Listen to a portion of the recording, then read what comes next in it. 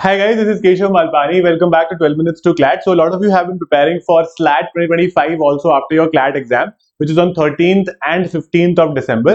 In this particular session, I'm going to be telling you a very simple last week strategy. So you have to understand कि जब आपके पास last में 7-8 दिन बच जाते हैं किसी भी एग्जाम को प्रिपेयर करने के लिए, तो you don't prepare for this exam एकदम होल हार्टेडली कि मतलब मैं ये भी कर लूं, मैं वो भी कर लूं, जो मैंने चीजें कर रखी है वो मैं वापस कर लूं. It's very important to do certain differentials. कुछ कुछ चीजें ऐसी होंगी जो आपको आएंगी. Now after CLAT a lot of people have started feeling कि यार CLAT में इतना पढ़ा था, it came to no use, तो बिल्कुल ही काम नहीं आएगा. बट वो SLAT में काम आएगा. If you're writing ALET again वो काम आएगा. ठीक है, अगर आप आगे जाकर MH CET CUET कुछ भी लिखते हो, अगले साल CLAT लिखते हो, it would certainly help you. तो आपका पढ़ा हुआ कभी कभी वेस्ट नहीं जाएगा, that is for sure. तो आज के सेशन में मैं आपको SLAT 2025 की कुछ पर्टिकुलर चीजें बताऊंगा कि what should be your targets, what are certain very important points to note, and what are certain differentials to be done in a very quick time. Okay, so first very important thing is कि I hope everybody who's preparing for SLAT is aiming Pune or Noida, है ना. Pune or Noida have to be your prime targets. Ideally Pune, ठीक है. Pune is the best law school when it comes to symbiosis. तो आप वहां ही target करना और उसके लिए आपका सेफ स्कोर रहता है 48 to 50 या उससे ज्यादा तो बिल्कुल सेफ स्कोर है ना. अगर इसमें ज्यादा आते हैं तो जनरली आप इंटरव्यू में भी ठीक ठाक कर लेते हो because you are more sure about कि आपके कितने ज्यादा चांसेस है to get that particular college. मेरा ये मानना है कि अभी तो ऑलरेडी फॉर्म चले गए हैं ऑल्दो, लेकिन 13th और 15th दोनों दिन एग्जाम लिखना है ना. आई होप आप लोगों ने दो दिन का फॉर्म भरा है बिकॉज स्लैट में 2024 में क्या हुआ था कि एक पेपर बहुत ज्यादा इजी आ गया था और एक बहुत ही डिफिकल्ट आ गया था. तो और वो they have no concept of normalization और रैशनलाइजेशन. वो on the face of it दोनों की पेपर के मार्क्स लेते हैं. तो वहां पर स्टूडेंट्स से जिसका डिफिकल्ट पेपर आया था they could not make it, a lot of them could not make it without any fault of theirs, right. तो this is something we have to you could say keep into account. Cut off ये याद रखना कि BA and BBA के cut off vary करते हैं, ठीक है. तो BBA cut off and BA cut off vary across stream. जिसका ज्यादा डिमांड रहता है उसका कट ऑफ उस तरह से बढ़ जाता है ना. आइडियली ये देखा गया कि कभी कभी बीए का बट मोस्टली बीबीए का कट ऑफ ज्यादा रहता है. तो वहां पर आप लोग देख सकते हो कि what stream do you want. A major advantage with this exam is कि there is no negative marking. तो there should not be a single student जो कि एक भी क्वेश्चन छोड़कर आए, ठीक है. 60 क्वेश्चन है, 60 के 60 करके आने, 1 घंटे का एग्जाम होता है सिर्फ. All 60 questions have to be done, that is for sure without you could say any confusion on that. Now what are differentials we should do. आपने नोटिस किया होगा इसमें दो लॉजिकल रीजनिंग के सेक्शंस है, एक एनालिटिकल रीजनिंग और एक लॉजिकल रीजनिंग है, राइट.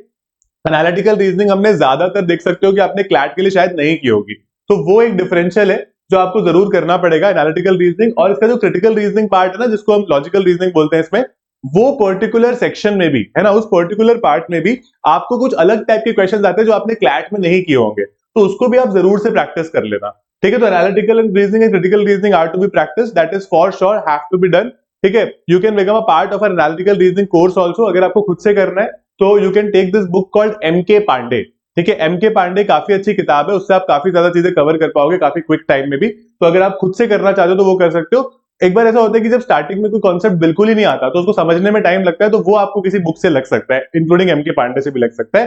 तो उसका आप थोड़ा सा उसको आपको रैशनलाइज करना पड़ेगा.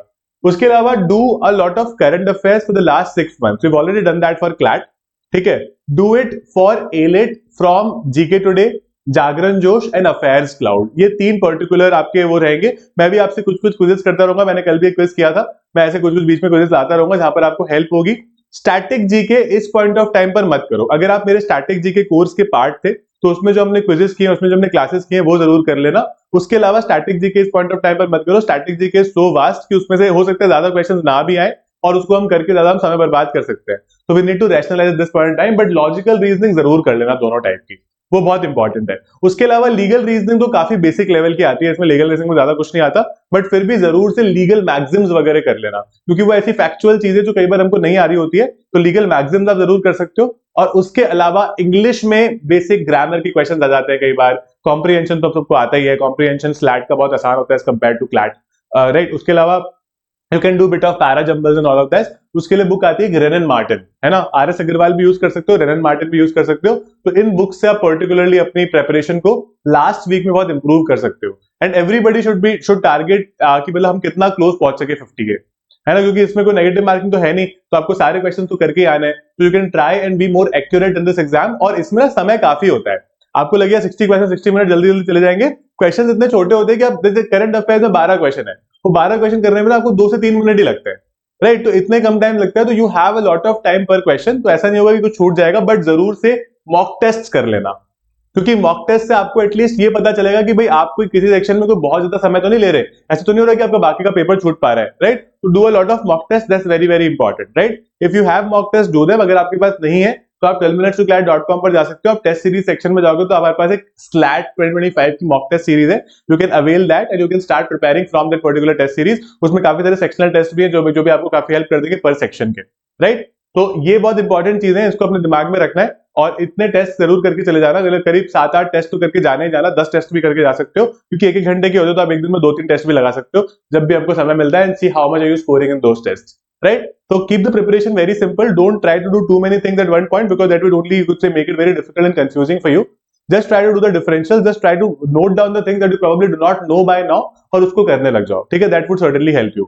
जो लोग एलिट की प्रिपरेशन कर रहे हैं स्लैट से पहले, तो एलिट में आप एनीवे ये चीजें कवर कर ही रहे हो, ये तीनों चीजें कवर कर रहे हो, राइट? तो आप पहले कर लोगे और उसके बाद में आप थोड़ा थोड़ा और टाइम मिल जाएगा तो उसको आप थोड़ा सा और रिवाइज भी कर पाओगे, है ना, एलिट के बाद में। So that is it about this particular session. Thank you so much again for being a part of this. So I am assuming कि जो स्लैट दे रहा है उसने क्लैट दिया था, तो क्लैट का प्रिपरेशन इसमें काफी ज्यादा काम आएगा, ठीक है। आपको जो बेसिक्स होते हैं ना वो क्लैट में ऑलरेडी क्लियर करवा दिए गए होते हैं, तो वो आपको काफी ज्यादा काम आएगा स्लैट में, तो ऐसा नहीं होगा क्लैट का प्रिपरेशन आपका एकदम से वेस्ट हो गया है, right. So that is it, thank you so much guys, I will see you in classes, bye bye.